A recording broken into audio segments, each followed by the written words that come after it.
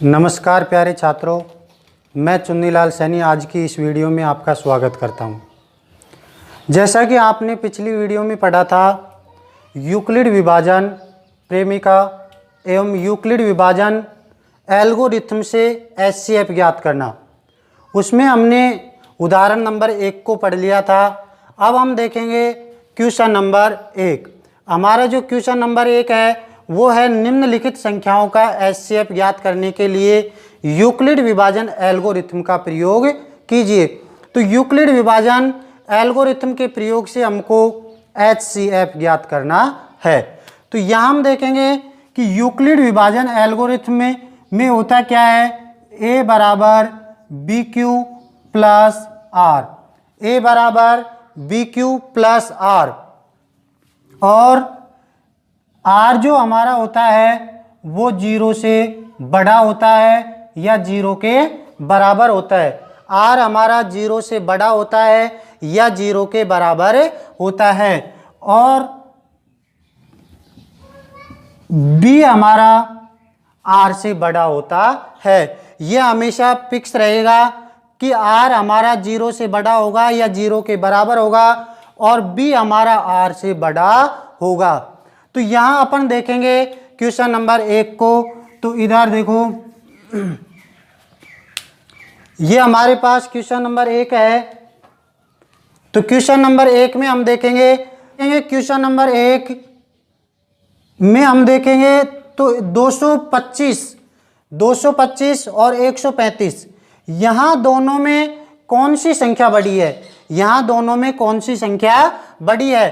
तो हमको मिला कि 225 यहाँ बड़ा है, तो 225 को हम अंदर लिखेंगे, 225 को हमें अंदर लिखेंगे और 135 को बाहर लिखेंगे।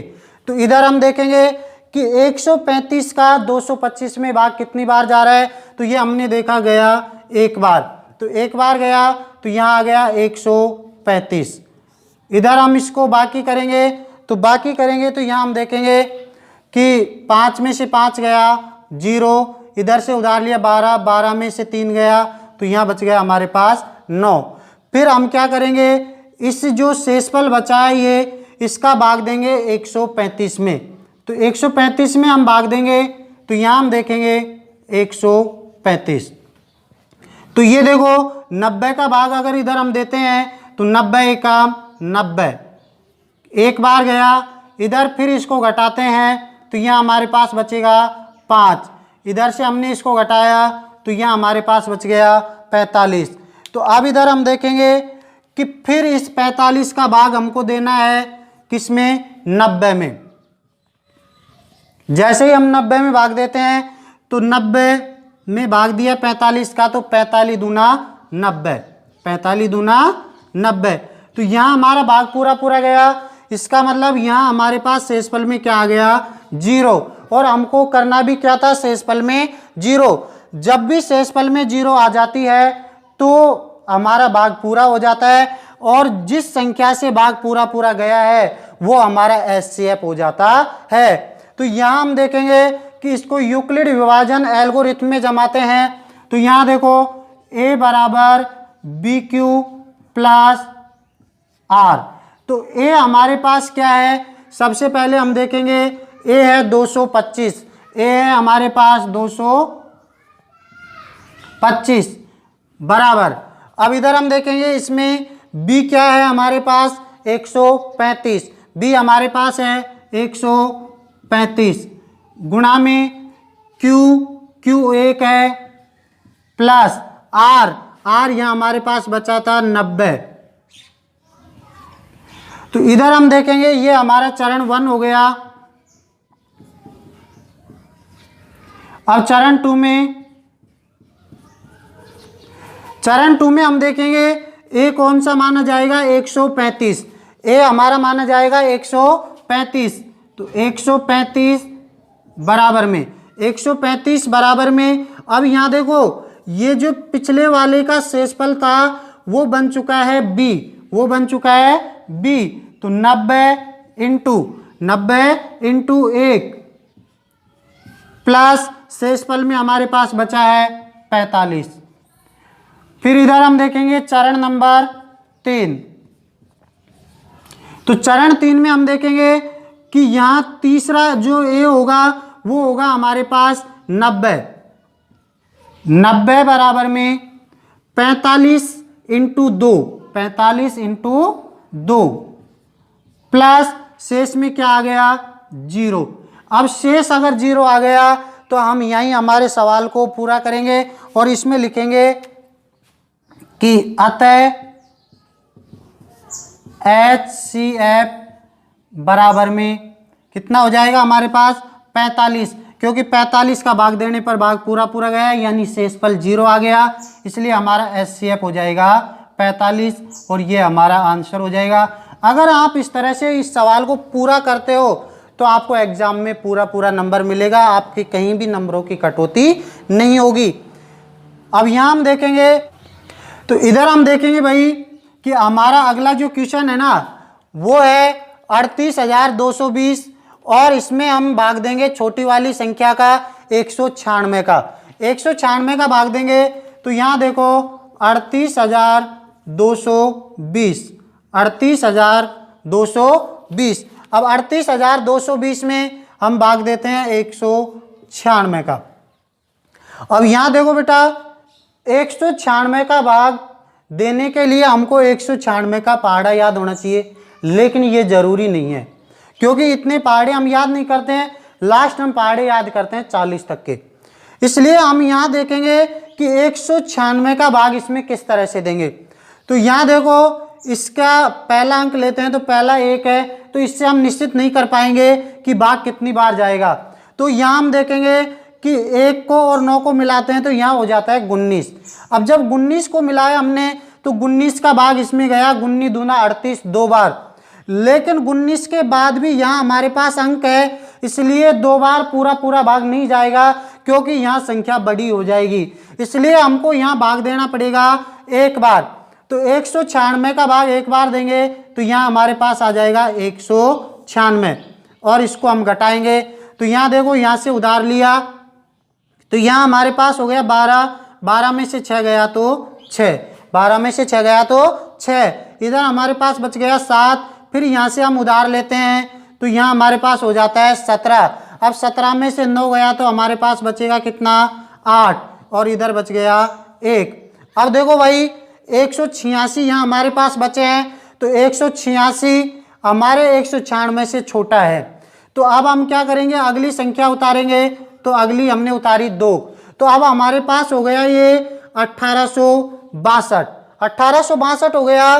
तो यहाँ देखो भाई कि 1862 की भी वही कहानी है कि 19 का भाग हम देके देखेंगे। तो इधर देखो कि यहाँ हमारे पास ये भाग जो जाएगा वो जाएगा 9 बार। कितनी बार जाएगा भाई 9 बार। अब 9 बार जाएगा तो 9 बार जाएगा तो हम यहाँ देखेंगे कि हम 196 का पहाड़ा 9 बार बोल नहीं सकते हैं, तो हम क्या करेंगे 9 को 196 से मल्टीप्लाई कर देंगे यानी गुणा कर देंगे।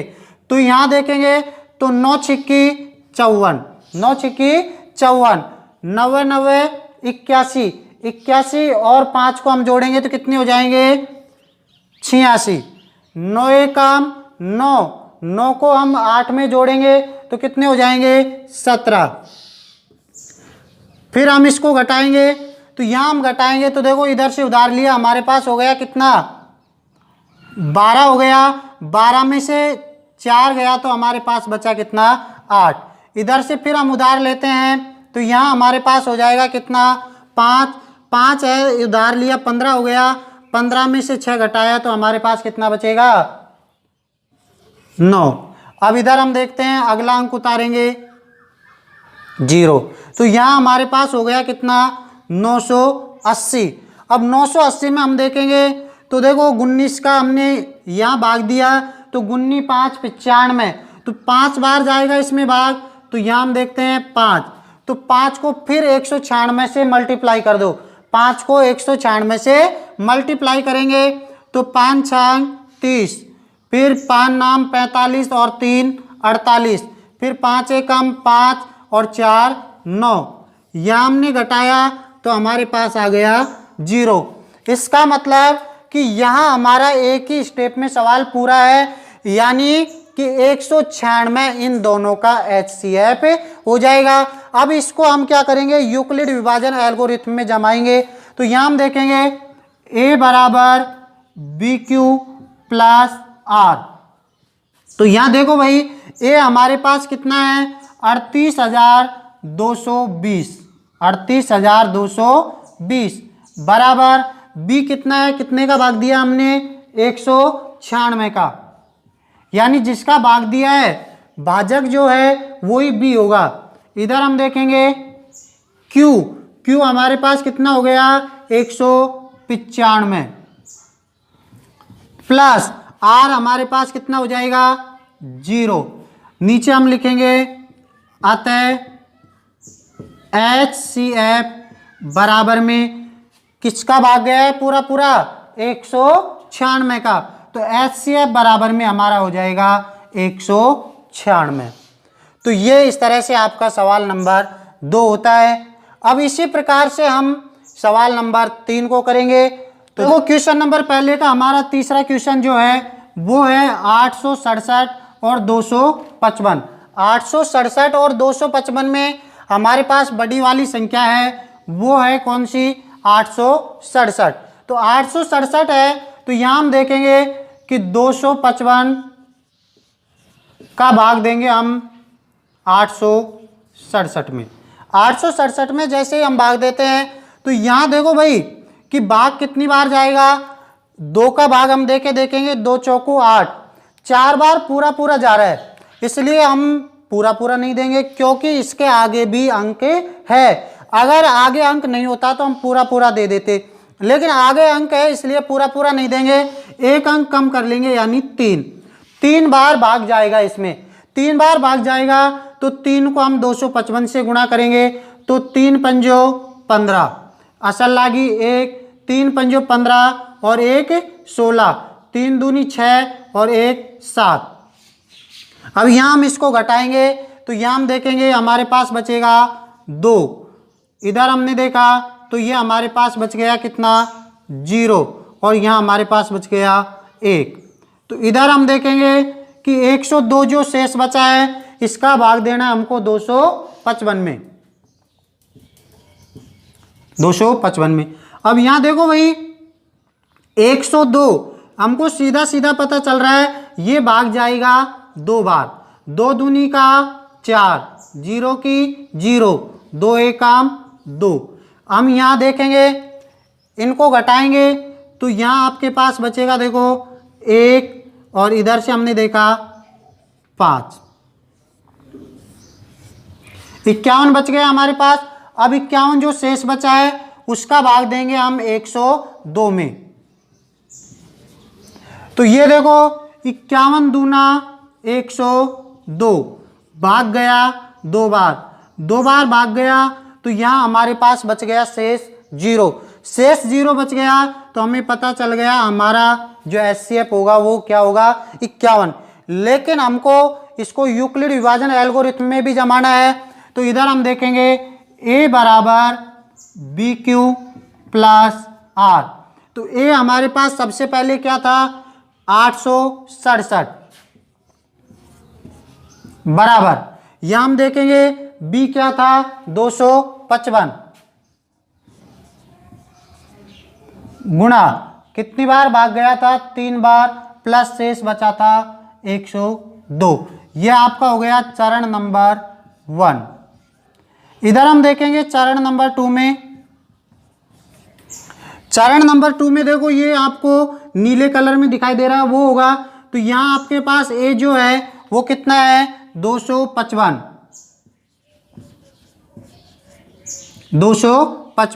बराबर में। अब देखो B होगा आपका 102, B होगा आपका 102 गुणा में 2 प्लस शेष आपके पास बचा है कितना 51। चरण नंबर 3, चरण नंबर 3, चरण 3 में हम देखेंगे 102 बराबर में 102 बराबर में 51 गुणा में 2, 51 गुणा में 2 प्लस 0 प्लस 0। तो तो यहाँ देखो हमारा 0 शेषफल आ गया, तो नीचे लिखेंगे अतः HCF बराबर में 51। ये आपका हो जाएगा आंसर। तो इस प्रकार हमने जो यूक्लिड विभाजन एल्गोरिथम से HCF का पहला सवाल था वो कंप्लीट कर लिया है हमने, और इसकी प्रकार का जो उदाहरण नंबर 1 था उसको भी हमने कंप्लीट कर लिया है। तो यहाँ मैं उम्मीद करता हूँ कि आपको ये सवाल अच्छी तरह से समझ में आया होगा। अगर ये क्लास आपको अच्छी तरह से समझ में आई है, अच्छी तरह से पसंद आई है, तो अपने दोस्तों में इसको शेयर अवश्य करें और इस चैनल को सब्सक्राइब कर ले, जिससे आपको प्रत्येक वीडियो प्राप्त होती रहे। और ये काम करना बिल्कुल भी ना भूले कि अपने दोस्तों का सहयोग जरूर करें, क्योंकि उनको ये वीडियो भेजे जिससे कि वो भी इस लॉकडाउन में अपनी क्लास को सुचारू रख सके, अपनी पढ़ाई को सुचारू रख सके। जय हिंद, जय भारत।